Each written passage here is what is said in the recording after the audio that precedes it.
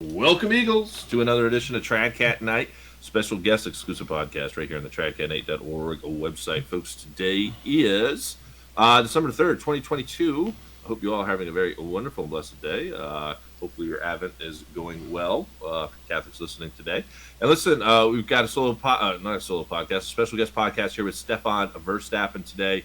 The other gentlemen that I was scheduled to have on the show have to be rescheduled due to sickness. Like I was just talking with Stefan about this. It seems like everyone is sick. I'm going to say at least 2/3 of my guests over the last 2 weeks since I've been able to come back and do shows. And keep in mind, I was out for 2 weeks, wasn't doing shows, which first time in 10 years that's ever happened to me. But this is craziness, man. I don't know what's going on. I don't know if it's vaccine shedding, activating 5G. Is it freaking something new they're spraying on us? I have no idea, but I just had a few more family members sick yesterday. They're down and out, but I don't know, man.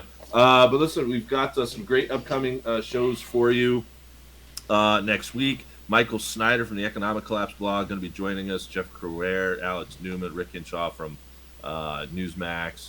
We got a couple demonologists going to be coming on the show. One in particular, Nathan Gillius, is going to be joining us.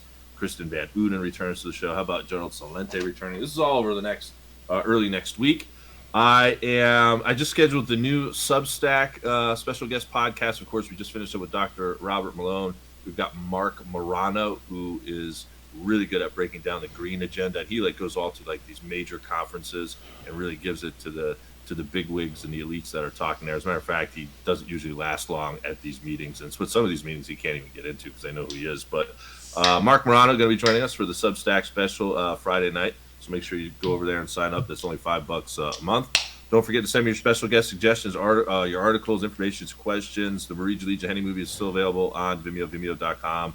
Check it on out. Don't forget about the live call radio show with Marshall Masters tomorrow night.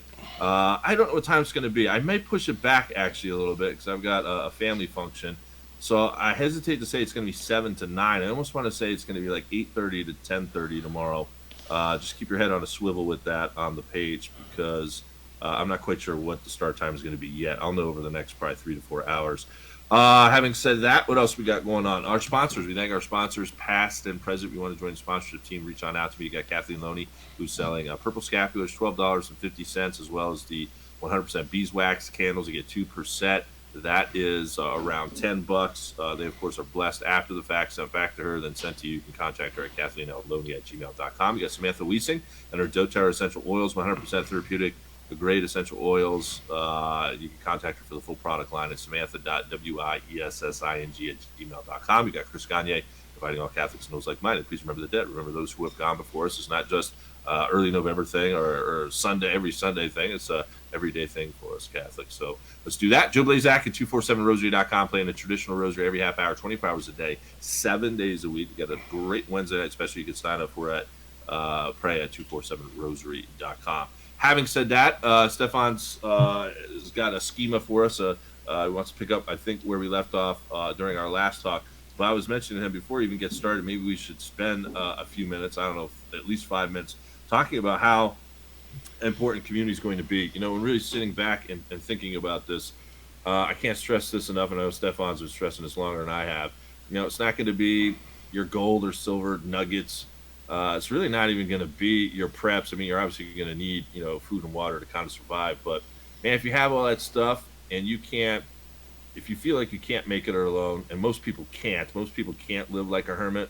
And I remember listening to a few people who just wanted to become Catholic monks, right? So they went down and they tried to, do it even for a couple of weeks, and they just broke mentally.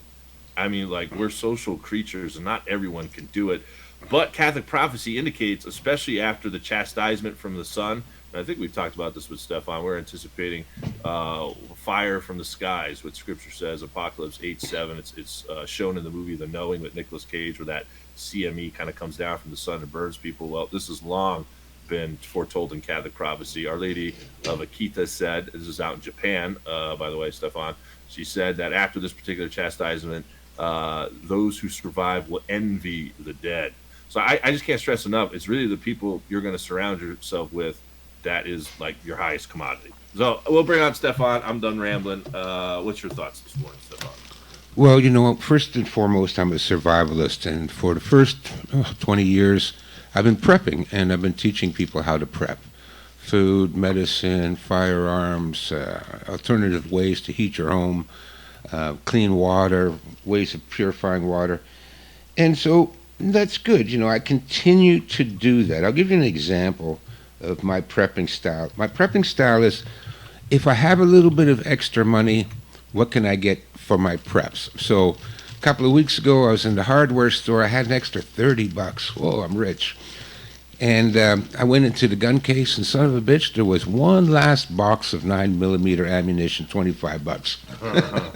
Oh, wow. Yeah, Okay. and that left me $5 left over, and I thought, what can I get for $5? Well, there was a box of 5 slugs, 12 gauge shells.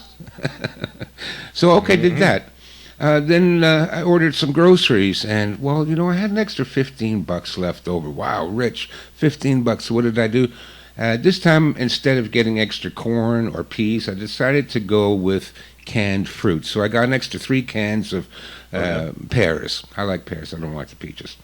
Then this month, after all is said and done, wow, I had like $300 to spare. Now, I've already gotten most of my big prep items. So what did I do with the $300? I thought, well, 2 ounces of gold and one 2.5 gram bar of 2 ounces of silver and one 2.5 gram bar of gold. Added up to exactly $300, and with $300 it was free shipping. So that's how I do it. If I got a little bit of extra, what can I get? What can I get to add to my preps? Ammo, food, medicine. And if I have a lot of extra money, like $300 at the end of the month, okay, I can put that in the bank where it's not safe at all. I can take it. I can take it out in cash, which is, well, okay, I've got cash. I can always add to your cash, okay? Always make sure you got lots of cash in the house. A couple of grand, folks. You need a couple of grand, right? Enough to pay for 2 months' worth of your expenses. And I thought, well, but how will I preserve that $300 guaranteed? Gold and silver. So I bought 2 ounces of silver and a little bar of gold, 2.5 grams. So that's how my prepping has been going, and I've been doing that for a number of years. Now, the thing is, though, that... Let me just turn this down. I'm getting feedback. The thing is, though, with all my preps, I can't do this by myself.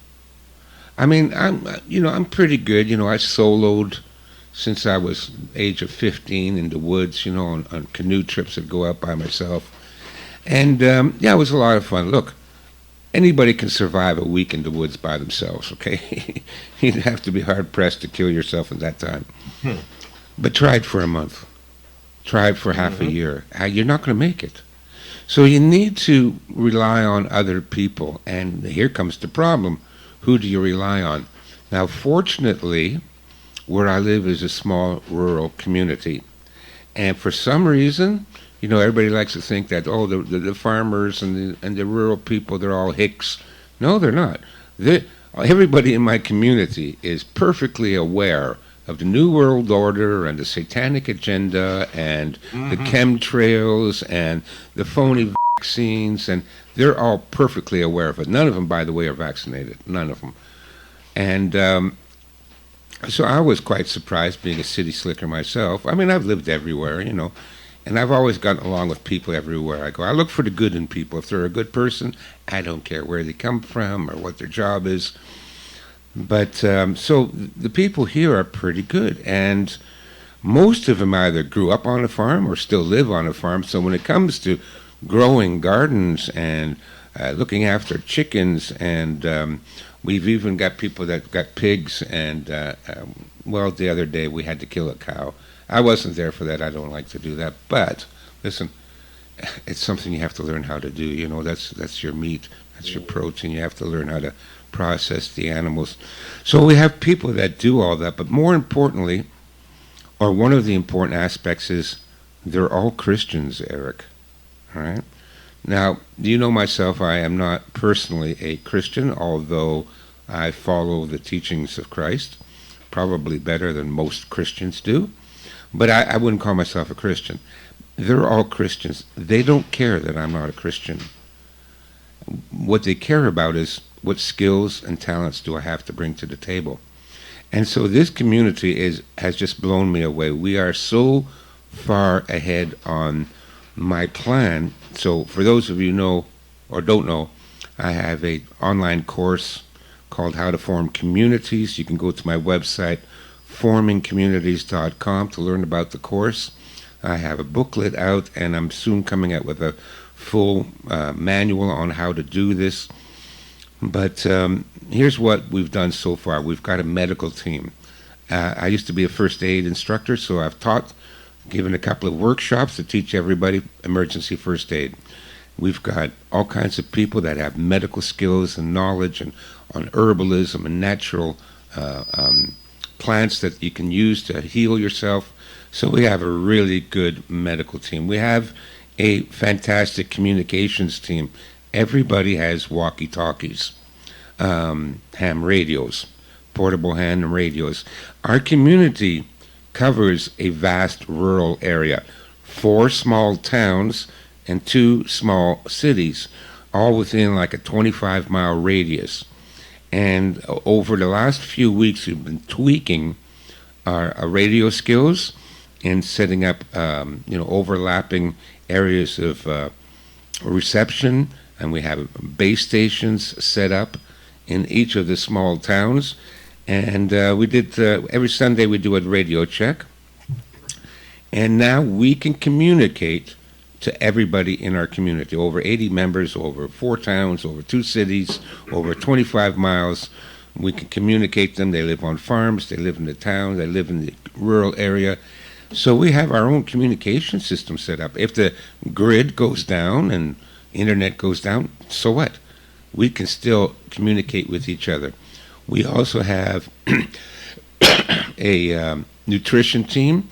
They recently did a workshop at our meeting on how to grow microgreens. And this is stuff you can grow all year round, even in the wintertime.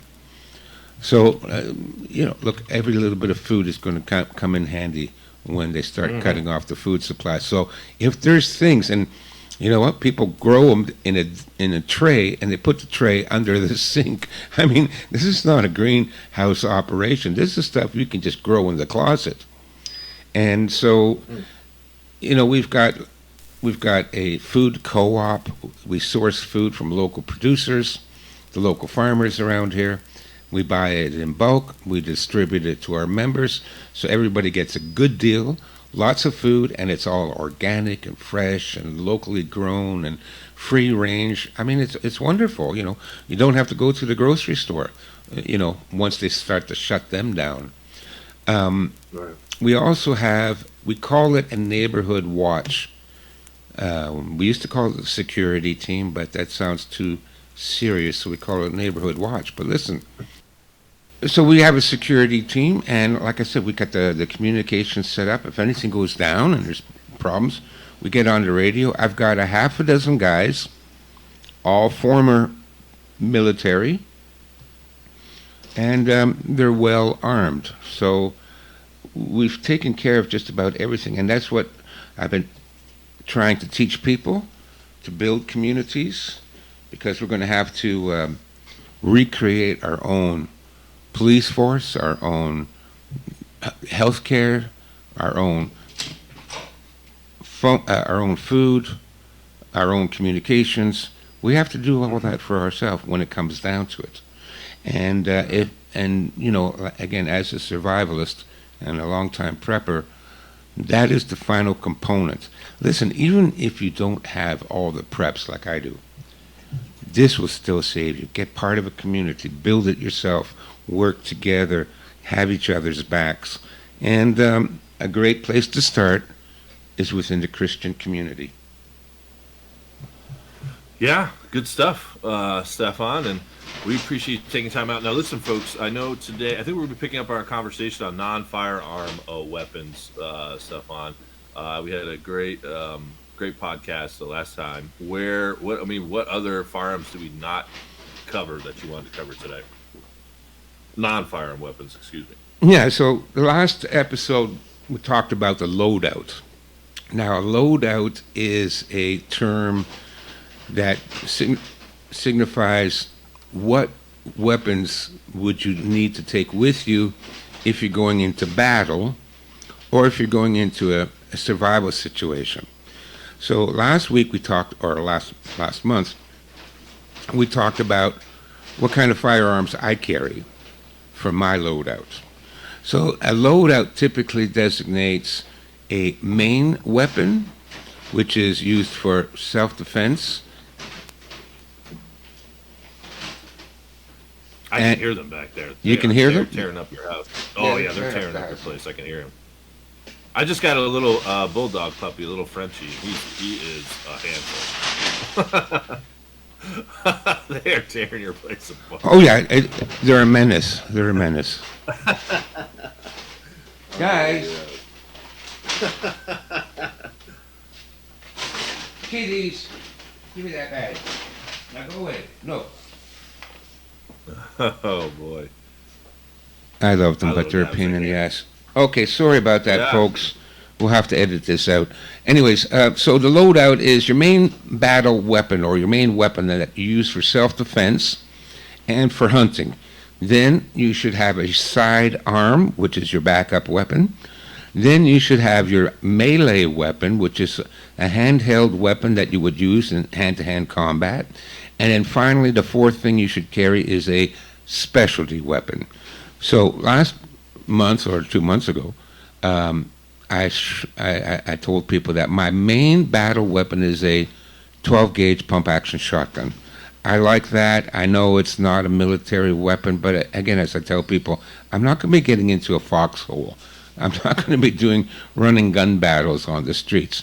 The shotgun is mostly useful for hunting because you can hunt everything with it, birds, deer, and as a self-defense weapon, it's unparalleled so long as you're within 50 yards.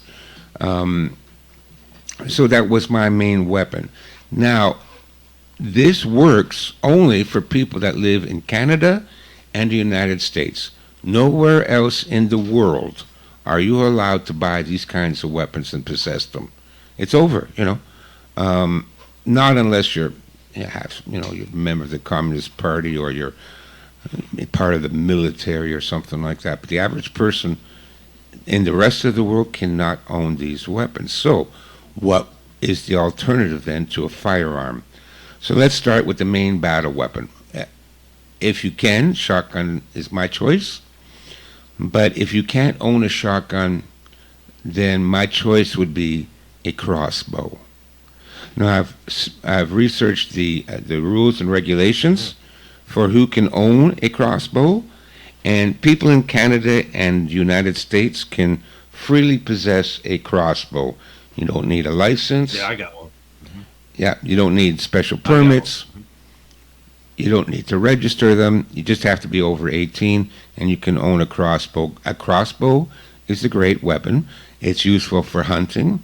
You can take just about any kind of game. I know a friend of mine would hunt bear with a crossbow. And so there's nothing you can't kill with a crossbow. And as a self-defense weapon, well, look, better than nothing, right? It's still long range. It's pretty accurate at 100 yards. And you can take down anything. The only drawback is the time it takes to reload. So crossbow would be my number one, my main weapon. So let's look at the sidearm. Last time I spoke about this, my preferred sidearm is a Glock 17. 9mm, very common type of ammunition. A Glock is a very common these days, preferred handgun. So you can, if something goes wrong, you can always find parts for it. And, pretty effective for what it is. Now, for those who can't get a Glock 17, what kind of a sidearm can you get that's legal in most parts of the world? Pepper spray. Pepper spray or bear spray. You can carry this on your hip so it can be concealable, just like a pistol can be concealable, but so can pepper spray or bear spray. And it's got some range, about 12 feet, maybe 15 feet, depending on the way the wind blows. And so for your sidearm, then, pepper spray. Purely for self-defense, no good for hunting, but purely for self-defense. Now, your melee weapon. Last month I spoke that my melee weapon was a extendable baton. You know, the kind of police carry. Right. And again, Canada and the United States, you're allowed to own one. In Canada, you're not allowed to carry one. Under no circumstances are you allowed to defend yourself in Canada. No, well, Justin Trudeau came out and said that. You know, Canadians are not allowed to defend themselves. Yeah, okay, thanks, you little prick. What an idiot. Oh, I can't stand that guy. Oh, by the way, he just came out with another executive order banning all hunting rifles. Yeah, I saw that. Did you see when President Xi gave him a little talking down to? It was over the last few weeks. Oh, I yeah. forget what Xi said, And Xi is this big hero. He wants to be just like the dictators in China. We heard him say that a couple of times, right? So anyway, so we're now looking at nobody gets to own firearms. So that's why I'm talking about this subject now. So my melee weapon is a cane, a walking cane. But get one with a crook, okay? Don't get a fancy walking stick or anything like that. You want the crook. And you want something really solid. Like the one I've got is maple. Maple is a really hard wood. Mm-hmm. It is. Or oak. Oak is good too, but oak is just a little bit more fragile, or more fragile than maple is. I've got a good heavy maple walking stick. Now I got to tell you about a walking stick, a cane. It is an excellent weapon. It is almost my preferred weapon, and the reason for that is you can carry it everywhere. Now, if you're walking down the street out in public, you're not going to be carrying your crossbow because that's illegal. But you can carry your pepper spray, and that'll be hidden on your hip. And you can carry a cane, and a cane is a fantastic weapon. I plan to put out some videos on how to use a cane. Very simple to use, very effective. Now, there's 3 ranges with a cane, which makes it so great. One is the long range, which means you can strike people effective blows from 10 feet away. All right? And what you do is you take the cane, and where the curve of the handle, you fit that in the palm of your hand just like a pistol grip.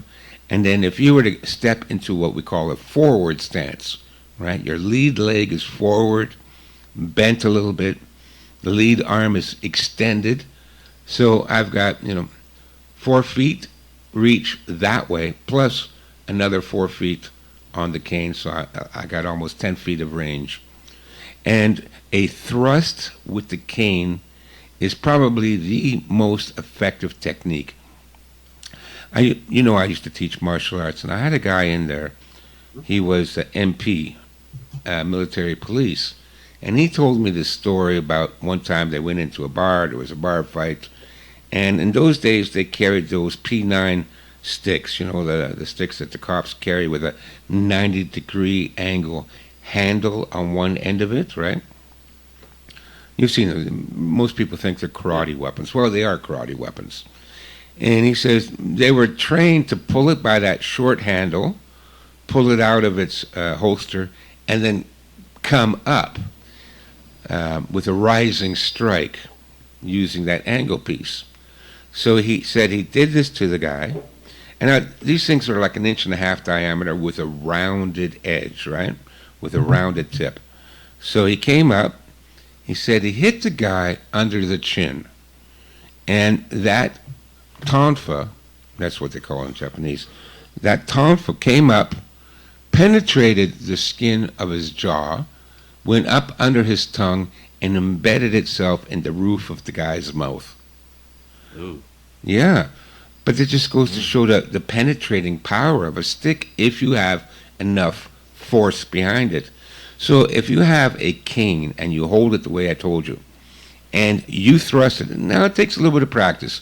Take a tennis ball, hang it from a string from a tree branch, and practice thrusting at that tennis ball. You get good at it really quick. If you were to thrust that cane, the tip of the cane, into somebody's throat, that will kill them almost instantly.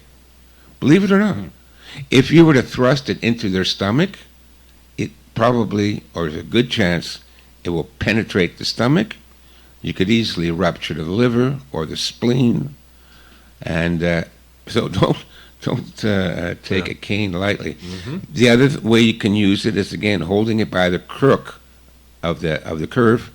You can swing this round in a figure 8 pattern. It's a continuous movement. It's just whipping around, and because it's so easy to hang on to it, it's not like a sword. You can, people do that with swords, but you're hanging on to it kind of flimsy with your thumb. But with this, you got your whole hand on it. You could swing this around, figure 8 pattern, and you can provide yourself almost an impenetrable shield around you. It's amazing. So that's long range. Medium and short range is grabbing the cane with 2 hands. So somebody comes up to you. Let's say they put their hands on your throat. You take the cane again in one hand, you whip it out away from you and then up over top of the person's arms that are choking you. Now and then you grab it with your other hand. Now you've got the cane in both hands. You just have to thrust it forward. It will follow the line of their arms up into their throat, and you'll clothesline them, and you'll kill them. They come up behind you, grab you in a headlock or in a bear hug from under the arms or something like that. Same thing. Because you've got the cane in your hand the whole time, which is why a cane is such an effective weapon. You've already got it in your hand. You don't have to reach for it. If they come up behind you, it's a simple matter. Again, you swing it around, you grab it with both hands, you put it up beside your rib cage, and you thrust backwards. You'll hit them. And it is very unpleasant to be poked like that with a cane, and they'll let go. So cane is the melee weapon. Finally, the specialty weapon, if you can have firearms, my preferred specialty weapon is a .22 caliber pistol, because it's light, easy to carry. It's good for hunting. I've got one with like a 5.5-inch barrel. Notoriously accurate, very reliable. I can carry hundreds of rounds of ammunition in a shirt pocket, right? 50 rounds in a shirt pocket is nothing, right? And it's quieter, so that if I need to go into, say, a park or a conservation area or a national park nearby a town or city, and I need to hunt for game, like small game, squirrels, rabbits, porcupines, whatever you can get your hands on, I can hunt in the rural area, and it's not going to make that much noise because this is .22.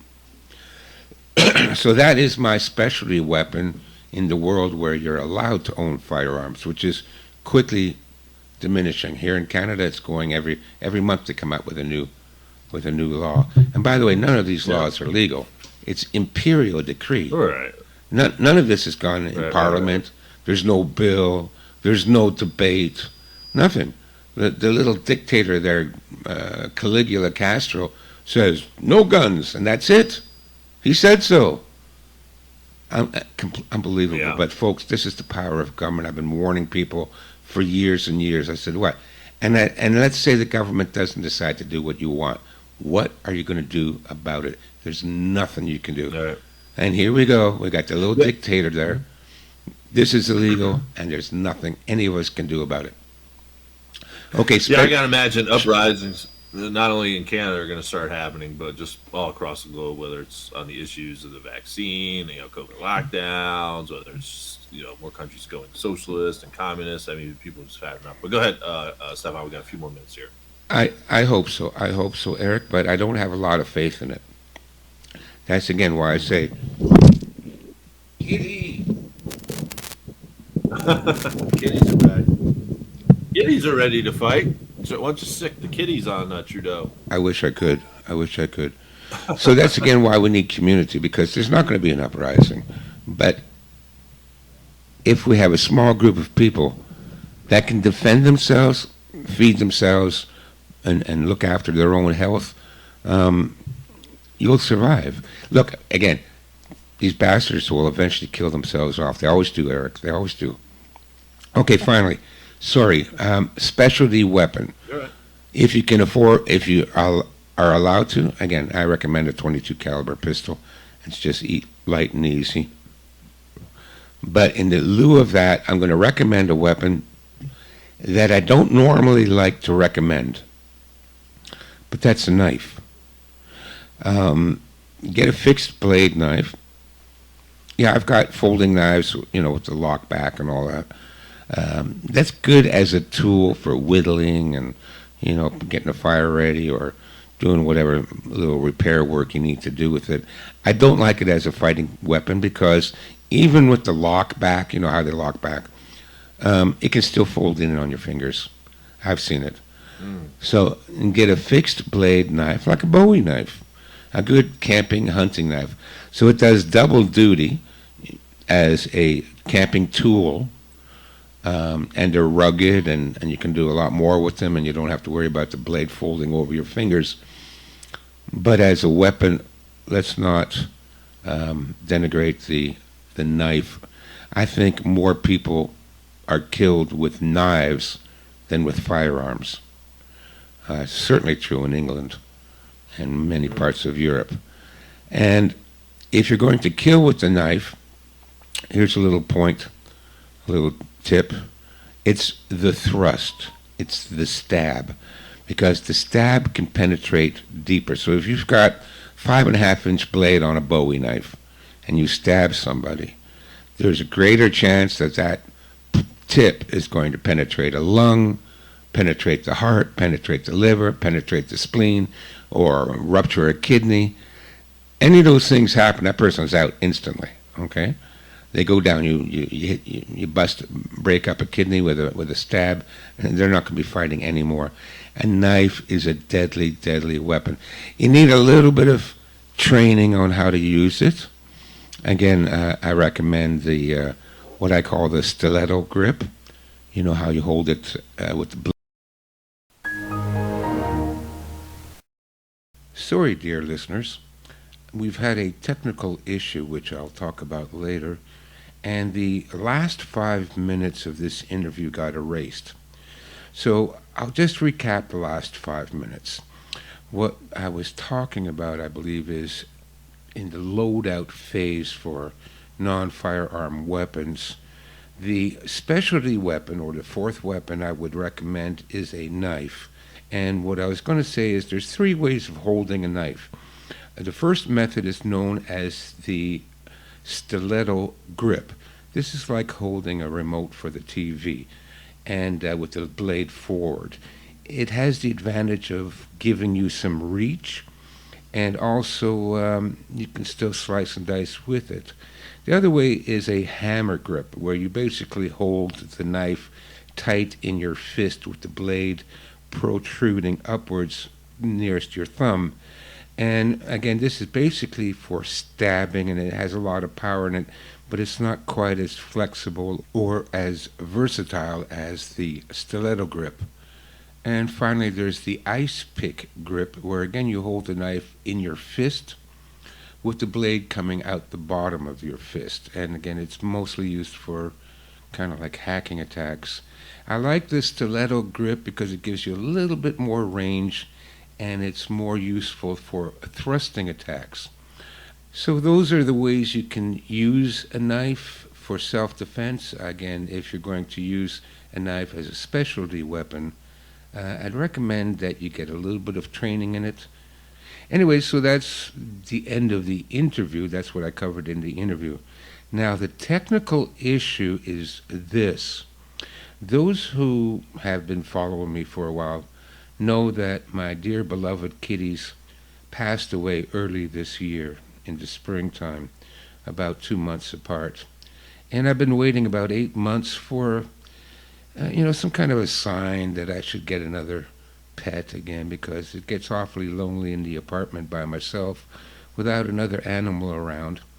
Well, 2 weeks ago, one of the neighbors just across the street here had a litter of kittens, and they had two left, and they asked me if I'd like to take a look at them.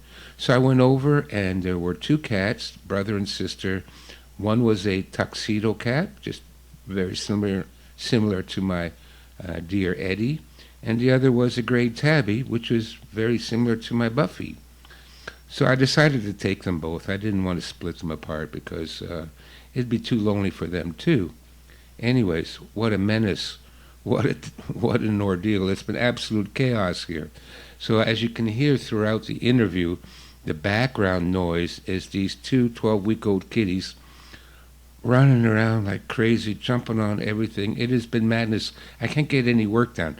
They all love to sit on the keyboard for some reason. I can't keep them off the keyboard, and they're running up and down, climbing up the screen, in the closet, out of the closet, grabbing this, grabbing that.